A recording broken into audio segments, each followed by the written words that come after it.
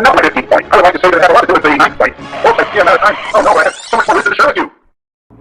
For the vast majority of Americans, we tend to do like the proverbial ostrich, sticking our head in the sand of our fears and anxieties about death. It seems like if we don't acknowledge that it could happen, then it won't happen. Well, that's not real bright. Many times we can attempt to use humor to disguise our fears and anxieties about death. So I'm going to try this morning. If you have any fear and anxiety about death, I'm going to give you a couple good ones I ran across. We all know that kids can say the funniest things. When asked about death, here are a couple results of children's letters to God. Jane had this suggestion. Dear God, instead of letting people die and having to make new ones, why don't you keep the ones you got now? Isn't that great? Amen. Little Mike wrote the following. Dear God, what is it like when a person dies?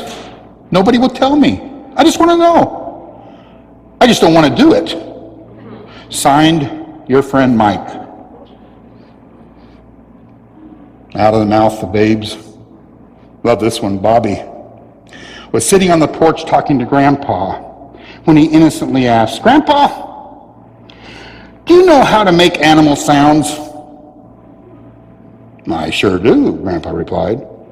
What sort of animal sound would you like to hear, Bobby? How about a toad?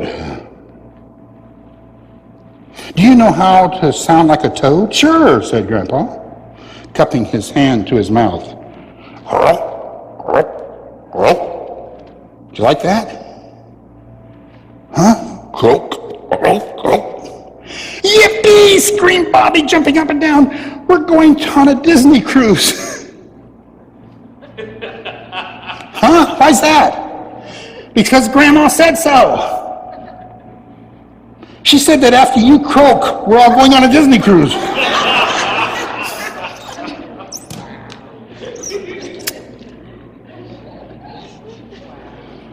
Three friends were discussing death, and one asked the group, what would you like people to say about you at your funeral? First one responded, I'd like them to say he was a great humanitarian who cared about his community.